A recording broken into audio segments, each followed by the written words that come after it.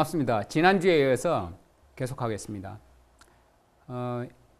토마스 아퀴나스가 가르친 것처럼 십계명 중 어떤 한 부분이라도 의문의 법에 속한 것이라면 십계명이 모든 사람들에 대한 그 구속력에 있어서 완전하고 변치 않으며 영원한 것이라고 하는 주장은 그 신빙성을 완전히 잃어버리고 맙니다. 십계명 중 넷째 계명이 안식일이므로 안식일만 의문의 법이 될 수가 없습니다. 유명한 종교개혁자였던 칼빈은 토마스 아퀴나스의 분석을 분연히 반박하였습니다. 자, 안식일 계명이 의문의 법에 속한 것이었다는 토마스 아퀴나스의 주장은 토요일을 일요일로 변경하는 것을 통해서 뒷받침될 수 있는 것이 아닙니다. 이는 만일 주일 중 어떤 특정한 날이 의문에 속한 것이라면 일요일 역시 토요일과 마찬가지로 의문에 속한 것으로 여겨져야만 하기 때문입니다. 연속되는 열흘 혹은 20일 중에서 하루를 선택한다 해도 역시 마찬가지 아니겠습니까?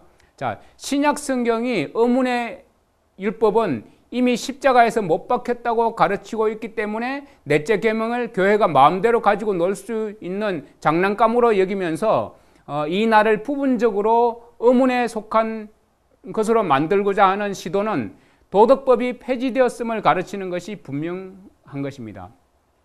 자, 여기에서 우리는 위에 가톨릭 백과사전에서 인용한 구절이 토마스 아퀴나스의 가르침과 얼마나 상이하게 다른 것인가를 볼 수 있습니다. 가톨릭 백과사전은 십계명이 도덕법이라고 말하는 반면에 최고의 교황권 교리 해석자인 이 토마스 아퀴나스는 십계명이 부분적으로 의문의 법이라고 주장한다는 사실입니다. 자, 영지주의는 십계명이 포함된 구약 성경 전체를 부정한 매우 강력한 운동이었습니다. 카디날 뉴먼이라는 사람은 이 운동의 중심지였던 알렉산드리아를 칭송하였던 그런 사람입니다. 루시아는 율법 폐지 이론을 주장하는 자들과 맞서 싸우는 동시에 만인에 대한 십계명의 구속력에 대해서 가르쳤습니다. 그러한 이유로 존 헬릭 카디날이라는 이 사람, 그러니까 뉴먼이라고 하기도 하죠. 뉴먼 추기경이 루시안을 유대주의자라고 불렀습니다. 루시안에 대해서 엄청난 탄핵을 퍼부었던 영어 사용 능력이 탁월했던 뉴먼은 옥스퍼드 운동을 창설해서 서방 세계의 비개신교화, 그러니까 가톨릭으로 회귀하는 운동을 시도하였습니다. 우리는 영국 국교회에게 로마 천주교회의 성직 제도를 남겨준 이 옥스퍼드 교수의 탁월한 토론 능력을 인정해야만 합니다. 그는 알렉산드리아 신학자들을 옹호하기 시작하였습니다.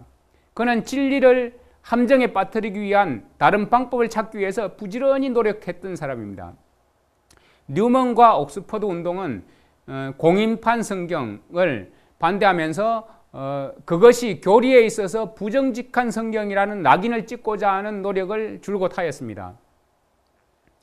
4세기의 아리오스파 사람들이라고 하는 제목으로 책을 써야만 하는 이유를 확보하기 위해서 그는 어쩔 수 없이 루시안의 탁월한 지도력을 인정할 수밖에 없었습니다. 이 책은 복음의 탈을 쓰고 있지만은 실제로 무신론을 지지하는 그런 서적입니다. 자, 이 뉴만은 이제 박식한 사람이며 마침내 순교자로 삶을 마감한 이 루시안의 역사에 관해 살펴보자라고 이제 이렇게 말을 합니다. 하지만 그는 루시안의 정통신학이 수세기에 걸쳐서 시저 카디날 바로니우스, 조지 비숍 볼, 그리고 헨리 멜빌 과트킨 등과 같은 대학자들에 의해서 옹호되었던 것에 관해서는 언급하는 일을 소홀히 했던 것이죠. 아니 고의적으로 아마 빼먹었을 겁니다. 뉴먼은 그리고 루시안에 반대하기 위하여 유대화라는 옛 구호를 부활시켰습니다. 현대 신학자들은 십계명을 옹호하는 사람들을 공격할 무기가 마땅치 않을 때마다 유대화 아니면 유대주의, 율법주의라는 옛 악령을 다시 데리고 오는 것입니다. 자, 실제 역사에 있어서는 어떤 일이 있었을까요? 뉴먼은 유대인들이 그들의 옛 본향, 근방, 특히 당시 행정의 중심지였던 시리아 지방의 영향력 있는 정치 집단이 되었다고 인정하고 있습니다. 하지만 뉴먼은 긴 세월 동안 유아기 교회 구성원의 대다수는 유대인들이었다는 가톨릭 백과사전이 인정하고 있는 그 사실까지도 의도적으로 자기의 저술에서 빼버리는 것입니다. 자, 동방에서는 긴 세월 동안 신자들의 대다수가 유대인 회심자들이었기 때문에 동방교회들에서도 토요일을 안식일로 준수하는 것은 매우 일반화되어 있는 그런 관습이었습니다. 이것은 매우 자연스러운 현상이었다는 사실입니다. 자, 유대인 회심자들로 구성되었던 기독교는 그 어떤 교회보다 훌륭한 교회였습니다. 수세기 동안 선지자들 밑에서 받은 교육으로 인해서 그리스도 안에 있는 유대인들은 성경의 진리들을 이해하고 전파할 수 있는 그런 능력을 소유하고 있었던 것입니다.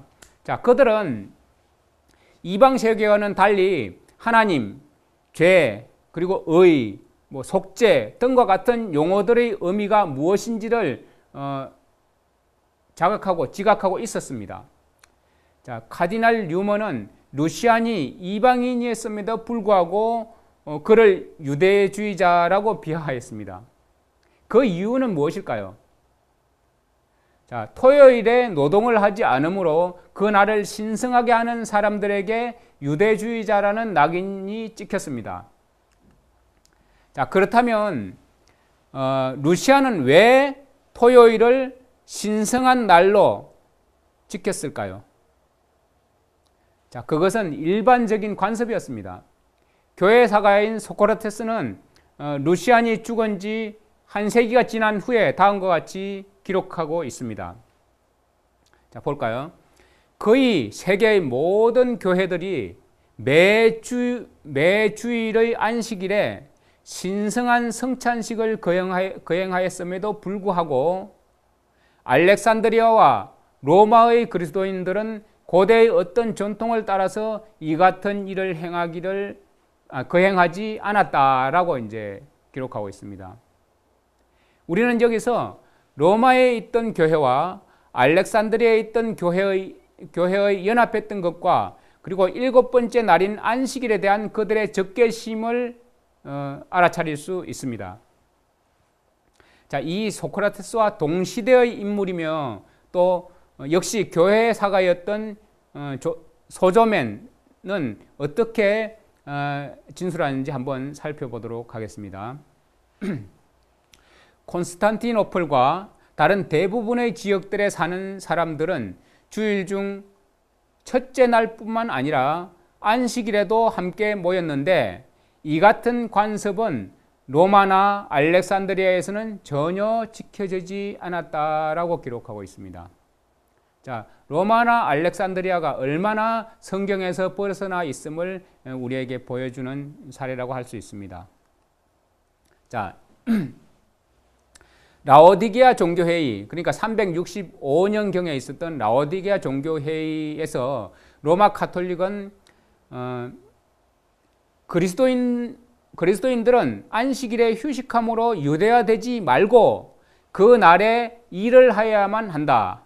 그러나 만일 어떤 사람이든지 유대주의자가 된 것이 발견된다면 그는 교회로부터 파문을 당할 것이다 라는 법령을 통과시켰습니다. 자, 이것을 보면 그 당시에 안식일이 얼마나 평범하게 지켜져 있었는지를 우리에게 시사해 주죠. 이처럼 이 교회법은 그 추종자들에게 토요일을 신성시하는 것을 금했을 뿐만 아니라 그렇게 하는 사람들을 유대주의자로 낙인 찍었다는 사실이죠.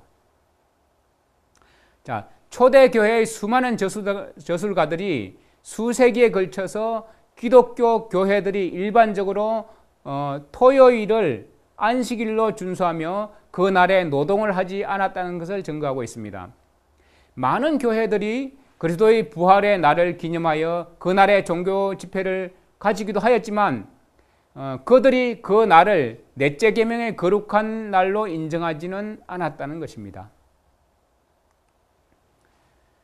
전 세계에 있던 교회들이 그 믿음과 행함에 있어서 거의 보편적으로 예루살렘 교회의 모본을 따랐습니다. 안디옥 교회의 기도문이 예루살렘을 모든 교회의 어머니로 묘사하고 있는 것은 사실이다라고 이제 기록하고 있습니다.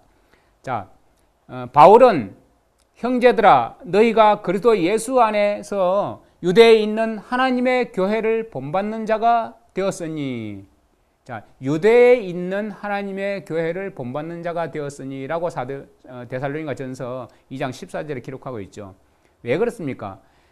유대에 있는 교회들은 가장 먼저 탄생한 사도들 당시에 존재하던 그런 맏형 같은 아니면 모교회 같은 그런 교회였습니다. 그러므로 유대 모형의 창시자는 바로 사도 바울입니다. 이 모형은 언제까지 계속되었을까요? 우리는 앞에서 로마 가톨릭 백과사전의 달력이라는 표제어로부터 인용되었던 구절을 통해서 여기저기 흩어져 살던 몇몇 사람들이 아닌 방대한 수의 그리스도인들이 유대인 회심자들이었기 때문에 유대 모형의 기독교가 거의 보편적이었다는 것과 또 이 같은 일이 긴 세월 동안 계속되었다는 것을 알 수 있습니다. 자, 루시안이 살던 지역인 시리아의 교회들 또한 유대 모형의 기독교 형태를 지니고 있었습니다. 자, 한번 읽어보겠습니다. 그것들, 즉 델라시 올러리가 기술한 책들은 시리아 지방의 유대 기독교가 지속적이고도 활발하게 존재하였다는 사실을 명백히 증명하고 있다라고 기록하고 있죠. 자, 유대 기독교는 아주 널리 퍼져 멀리 아프리카, 심지어는 아비시니아, 즉 어디냐면 에티오피아 옛 지명입니다. 아비시니아까지도 이르렀다는 것입니다. 자, 아비시니아에 있던 교회는 선교적 열정이 충만한 교회였습니다. 이 교회는 전형적인 유대 기독교의 형태를 갖추고 있던 교회였습니다. 우리는 또한 아비시니아 교회가 4세기에 매우 널리 퍼져 나갔다는 사실을 우리는 항상 기억하고 있어야 됩니다. 자, 4세기 후반에 밀라노의 성 암브로스는 공식적으로 아비시니아의 주교였던 무세우스가, 그러니까 세레스국이라는 중국을 말하는데 중국의 모든 지역을 여행하였다라고 말하고 있습니다. 17세기 이상의 세월 동안, 17세기 이상의 세월 동안 아비시니아 교회는 토요일을 넷째 계명의 거룩한 날로 여기며 그 날을 신성하게 지키는 일을 계속해오고 있습니다. 자, 일찍이 2세기부터 시리아에 있던 유대 기독교는 성경 사본 분야에서 저명한 학자들을 배출하였습니다.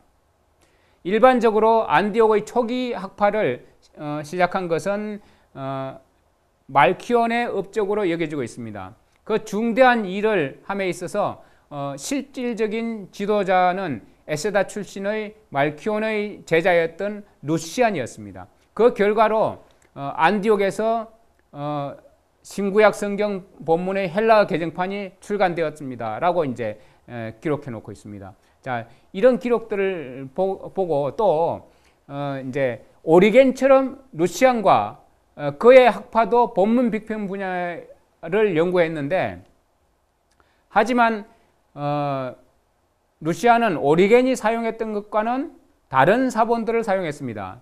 에라스무스도 루시안처럼 오리겐이 쓰던 사본들을 거부했었죠. 자, 루시안은 오리겐을 능가했습니다. 특히 동방에서는 더욱 그랬습니다. 자, 그 사실을 이제 기록해 놓은 역사 기록을 보면 시리아 학자들에 의해서 출간된 성경들은 안디옥 학파의 시리아 본문을 선보였다. 이 본문은 동방 교회들에서 다른 모든 본문들을 제거해 버리는 모형이 되었다. 이것이 바로 오늘날 우리의 공인판을 번역할 때 본문으로 삼는 텍스투스 리셉투스, 그러니까 개정 본문이라는 것이다라고 이제 기록해 놓고 있습니다. 자, 이 세상을 떠나기 전에 루시아는 기독교 전반에 걸쳐서 성경적 관점에서 볼 때 정통주의자요 또한 근본주의자로 여김을 받았습니다. 자, 이것을 빌미로 1500년 후에 카디날 뉴먼은 이 루시안에게 유대주의자라는 중상을 뒤집어 씌우면서 그를 비방하게 된 것입니다. 여러분, 다음 시간에 다시 찾아뵙도록 하겠습니다. 감사합니다.